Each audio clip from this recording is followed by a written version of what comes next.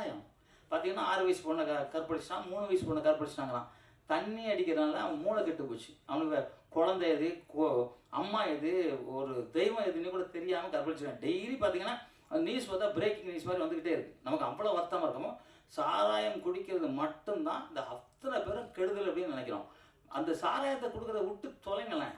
இந்த அரசாவது வந்து சாராயம் காய்க்கிறதா இருந்துச்சு, சாராயம் தயார் பண்ணுறதா காய்க்கிறது இல்லையோ, அதை விடுங்களேன். வரி போடுங்க, ஒவ்வொரு வீட்டுக்கு அந்த எக்ஸ்ட்ரா வரி போடுங்க. அரசு நடத்துறதுக்கே உங்களுக்கு வந்து காசு இல்லை. அப்போ என்ன பண்ணணும்? வரி தான் இப்போ போட்டிங்களா, கரண்ட் பில் ஏறி இருக்குது, வீட்டு வரி ஏறி இருக்குது, அது மாதிரி நடந்தா வரி உட்காந்தா வரின்னு போடுங்க. போட்டுட்டு இந்த சாராய கடை ஒழிங்க. ஏன்னா மக்கள் நல்லா இருக்கும்.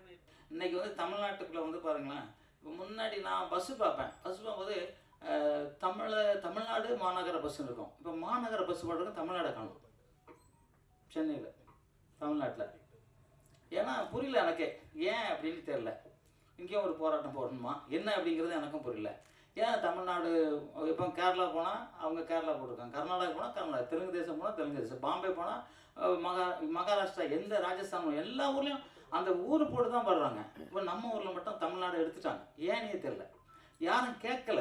ஏன்னா கேட்கக்கூடாதுன்னு நினைக்கிறாங்களா? ஏன்னா பார்த்தீங்கன்னா நம்ம எம்பி ஒருத்தர் வந்து தெலுங்கில் போய், தமிழ்நாட்டு எம்பி தெலுங்கில் போய் இப்போ உறுதிமொழி எடுத்துக்கிறாரு. தமிழர் இல்லை அவர். வணக்கம் பத்திரிகை நண்பர்களுக்கும், தொலைக்காட்சி தோழர்களுக்கும், இன்டர்நெட் எண்ணியவர்களுக்கும். என்ன சொன்னீங்க? நன்றி. அனைவருக்கும் வணக்கம். தீப்பந்தம் வந்து நான் நினச்சி வந்தது என்னன்னா, ஒரே அட்டித்தட்டியாக இருக்கும், விட்டு குத்தாக இருக்கும்னு நினச்சிட்டு வந்தேன் வரும்போது. அப்புறம் இது பார்க்கும்போது பார்த்தா அவங்கக்கிட்ட இருந்து என்ன தெரியுதுன்னா, அவங்கள பொறுத்த வரைக்கும் டைரக்டர் தயாரிப்பாளருக்கு என்ன தெரியுதுன்னா, ஒரு சமாதானமாக இருக்கலாம் அப்படிங்கிற மாதிரி தோணுது எனக்கு. உண்மை தானே? இல்லை, சமாதானம் வேண்டாம். ஓகே. ஏன்னா நான் இப்போ வரும்போது தான் ஒரு புக்கு படித்தேன், ஏலத்தை பற்றி. ஒரு 800 ரூபாய்க்கு ஒரு புக்கு வாங்கினேன். அப்பவும் வாங்கினது, இப்போ படித்து பார்த்தேன். அப்போ நம்ம தமிழர்கள் என்னென்ன கொடுமைப்படுத்தி செத்தாங்க அப்படிங்கும்போது அது படிக்கும்போதே நமக்கு ஒரு மாதிரி ஆயிடுச்சு. இப்போ கௌதம் சார் மிக அற்புதமாக பேசுனாங்க. நமக்கு அந்த அளவு பேச தெரியலன்னா கூட, என்னை பொறுத்த வரைக்கும் ஒரு ஜப்பானில் அணுகுண்டு போட்டாங்க. ஒரு பொண்ணு வந்து துணியை கட்டி போட்டு நிர்வாணமாக ஓடிச்சு. அதோட அந்த சண்டையை உலக நாடுகள் நிறுத்திச்சு. அதெல்லாம் கம்பேர் பண்ணும்போது இலங்கையில் நடந்த சண்டை பார்த்திங்கன்னா, உலகம் வந்து அத்தனையும் வந்து இலங்கை தமிழர்களுக்கு வந்து பாதுகாப்பாக நின்றுருக்கணும், நிற்கலை. அப்போ உலகம் இல்லை.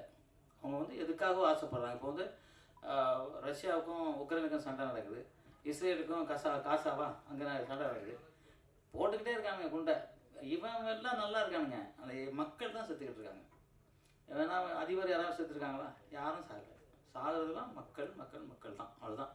அவங்க சாப்பாடு கையாந்ததை பார்க்கும்போது நமக்கு கண்ணீர் வருது. ஏன்னா அந்த டைமில் உட்காந்து சாப்பிட்டுக்கிட்டு இருக்கவங்க பார்த்திங்கன்னா அது வந்து தாங்கவே முடியல. என்னடா பண்ண முடியும்? ஒருவேளை நம்ம கடவுளாக இருந்தால் எல்லாத்தையும் அப்படி சபிச்சிடலாமா அப்படிலாம் நினைக்க வேண்டியிருக்கு. எனக்கு வந்து நான் சண்டை மாஸ்டர் தான், ஆனால் உலகம் நிம்மதியாக இருக்கணும் அப்படின்னு நான் நினைக்கிறேன், என்னை பொறுத்த வரைக்கும். ஏன்னா யாருமே கஷ்டப்பட்டு வாழக்கூடாது. ஏன்னா ஒரு 100 வயசு 120 வயசு வரைக்கும் ஒரு மனுஷன் வாழ்வான் அப்படின்னு நம்ம சித்தர்கள்லாம் சொல்கிறாங்க. அப்படி பார்க்கும்போது அதில் வந்து ஒரு 20 வயசு வரைக்கும் படிப்பு அதுக்கு போயிடும். அப்புறம் ஒரு 20 வருஷம் கல்யாணம் பண்ணி குழந்தை பிறகு அதுக்கு போயிடும். ஒரு 30-40 வருஷம் தூக்கத்தில் போயிடும். அப்புறம் இந்த சண்டை அது சரியாக போயிடும். குடும்ப சண்டை, அந்த சண்டை, நண்பர்களுக்கு சண்டை, துறைகள் சண்டை, அப்படி சரியாக போயிடும். வாழ்கிறதும் 40 வருஷம் தான். அந்த 40 வருஷத்துக்கு நிம்மதியாக இருக்கணும் அப்படின்னு நான் நினைக்கிறேன். என்னை பொறுத்த வரைக்கும் என்னோட இது நிம்மதியாக இருக்கணும் அப்படின்னு நினைக்கிறேன். இருந்தாலும் உங்களை வந்து உங்கள் படைப்புக்கு வந்து உண்மையிலே ஒரு கை தட்டலாமா? அவங்க படைப்புக்காக கை தட்டலாம். ஏன்னா வந்து அற்புதமாக வந்து படைச்சிருக்காங்க. அதை கொண்டு தமிழ்நாட்டுக்குள்ள வந்து காமிக்கணும்னு நினச்சிருக்காங்க. அதுதான் பெரிய விஷயம். நானும் இலங்கைக்கு ஒரு 4-5 படம் ஷூட்டிங் போயிருக்கேன். அப்போ வந்து நம்ம தமிழர்கள்லாம் எப்படி பார்ப்பாங்கிறது நமக்கு தெரியும். அந்த இதெல்லாம் நான் பார்த்துட்டு, ஏன்னா நான் கையிலே வில்லு மாதிரி ஒன்று விடுவேன், அங்கே வரைக்கும் போய் நிற்கும். என்னை கிண்டல் பண்ணான் அந்த ஃபைட்டர்ஸ், அங்கே இருக்க ஃபைட்டர்ஸ். அது எப்படி விடுவா அப்படின்னா, சரி கரெக்டாக நெத்தியில் விடுறேன்னு கரெக்டாக நெத்தியில் அடித்தேன். அவனுக்கு ஹாஸ்பிட்டலில் அட்மிட்டு. அப்புறம் தமிழர்கள்னு சும்மா இருக்கமா அப்படின்னு நினச்சேன். ஏன்னா இன்றைக்கி வந்து இவங்க சொன்னது பார்த்திங்கன்னா நிறைய அது மருத்துவமாக இருக்கட்டும், இல்லை ஏதோ ஒரு நிறைய விஷயத்த எடுத்து எரிச்சிட்டாங்க. நம்ம தமிழ்நாட்டிலே வந்து வெளிநாட்டுக்காரன் வரவங்க எல்லாம் தூக்கிட்டு போயிட்டான். கோயிலில் நம்ம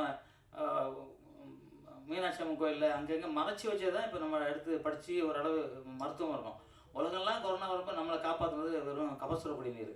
அப்போ நம்ம சித்தர்கள் எவ்வளோ கண்டுபிடிச்சி நமக்கு கொடுத்துருக்காங்க. அந்த மாதிரி அற்புதமான சில விஷயங்களை எவ்வளோ பாதுகாக்கணும்னு நினச்சி தான் கொளுத்துட்டாங்க அந்த துரோகிகள். அதை தான் நீங்கள் சொல்ல வரீங்க. அதுதான் உண்மையாக இருக்கும். ஏன்னா தமிழர்களோட வாழ்க்கை வரலாறு அழிச்சிக்கிட்டே இருக்காங்க. இப்போ கௌதம் சார் சொன்ன மாதிரி இன்றைக்கி வந்து தமிழ்நாட்டுக்குள்ளே வந்து பாருங்களேன், இப்போ முன்னாடி நான் பஸ்ஸு பார்ப்பேன். பஸ் பார்க்கும்போது தமிழ்நாடு மாநகர பஸ்ஸுன்னு இருக்கும். இப்போ மாநகர பஸ் போடுறதுக்கு தமிழ்நாடை காணும் சென்னையில், தமிழ்நாட்டில். ஏன்னா புரியல எனக்கே, ஏன் அப்படின்னு தெரில. இங்கேயும் ஒரு போராட்டம் போடணுமா என்ன அப்படிங்கிறது எனக்கும் புரியல. ஏன் தமிழ்நாடு இப்போ கேரளா போனால் அவங்க கேரளா போட்டிருக்காங்க, கர்நாடகா போனால் கர்நாடகா, தெலுங்கு தேசம் போனால் தெலுங்கு தேசம், பாம்பே போனால் மகாராஷ்டிரா, எந்த ராஜஸ்தான், எல்லா ஊர்லேயும் அந்த ஊர் போட்டு தான் பாடுறாங்க. இப்போ நம்ம ஊரில் மட்டும் தமிழ்நாடு எடுத்துட்டாங்க. ஏன்னே தெரில, யாரும் கேட்கல. ஏன்னா கேட்கக்கூடாதுன்னு நினைக்கிறாங்களா? ஏன்னா பார்த்தீங்கன்னா நம்ம எம்பி ஒருத்தர் வந்து தெலுங்கில் போய், தமிழ்நாட்டு எம்பி தெலுங்கில் போய் இப்போ உறுதிமொழி எடுத்துக்கிறாரு. தமிழர்கள் அவர் நமக்கு எப்படி சப்போர்ட் பண்ணுவார்? அதை ஓட்டு போடும்போது நம்ம தமிழர்களாலுமே பார்த்து தான் போடணும். காசு கொடுத்தாண்டி பார்க்கறதுக்கு இது வந்து பத்திரிகையில் நீங்கள் தான் கொண்டு போய் சேர்க்கணும் எல்லாருக்கும். ஏன்னா தமிழ்நாட்டை வந்து இப்படி போயிடுச்சுன்னா என்ன பண்ணுறது எனக்கே புரியல. எனக்கே வருத்தமாக தான் இருக்குது. ஏன்னா இலங்கை இந்த படத்தை பார்க்கும்போது எனக்கு டக்குன்னு அதான் தோணுச்சு. என்ன மாநகர பேருந்து போட்டுக்கு தமிழ்நாடு மாநகர, தமிழ்நாடு இதுதானே போட்டிருப்பாங்க, தமிழ்நாடு ஏன் எடுத்துட்டாங்க அப்படிங்கிற எனக்கு வருத்தமாக இருந்துச்சு. அதே மாதிரி தான் இலங்கையில் வந்து எடுத்துருக்காங்கும் போது ரொம்ப ரொம்ப வருத்தமாக இருக்குது, மனசு வருத்தமாக இருக்குது. அவங்களுக்கு எவ்வளோ வருத்தமாக இருந்தால் இதை எடுத்துகிட்டு வந்திருப்பாங்க. கோடிக்கணக்கான பணம் செலவு பண்ணி ஏதோ நல்ல வேலை அங்கே நல்லா போய்கிட்டு இருக்குனாங்க, அது வரைக்கும் சந்தோஷம். சார் இதை எடுத்துக்கிட்டு இப்போ வந்து திருப்பியும் சண்டை போடணுமா அப்படின்னு கேட்கும்போது ராஜதந்திரமாக என்ன பண்ணணும்னு தான் பார்க்கணும். ஏன்னா சண்டை போட்டு ஒன்றுமே ஆயுதம் இல்லாமல், ஏன்னா அவன் வச்சு அணுக்கொண்டு வச்சுருக்கான், நம்மகிட்ட துப்பாக்கி கூட இல்லை. ரெண்டு பேரும் சண்டை போட்டுக்கிட்டாங்கன்னா கையில் அடிச்சுக்கலாம். அவன் கத்தி வச்சா நம்ம கத்தி எடுக்கலாம், அவன் துப்பாக்கி எடுத்தால் துப்பாக்கி எடுக்கணும். அவன் வந்து ராக்கெட்லேருந்து குண்டு போட்டான்னா நம்மகிட்ட அந்த குண்டு போட்டால் மட்டும்தான் நம்மளும் போர் பண்ண முடியும். இல்லை அவன் வந்து நம்ம கையை கூட்டிகிட்டு எப்படி போர் பண்ண முடியும்? அப்போ அதுக்கெல்லாம் நம்ம தயாரானால் தான் திருப்பி ஒரு போராட்டம் பண்ண முடியும். முடிய இப்போ போய் கண்ணை கட்டிட்டு ட்ரெயின் வருது, நான் ட்ரெயினை நிறுத்திடுவேன். நம்ம என்ன இவரா தெலுங்கு நடிக்கிற என்ன பாலகிருஷ்ணன் ட்ரெயின் அப்படி முறுத்துருக்கு, அதுக்கு எவ்வளோ கஷ்டம் இருக்குது.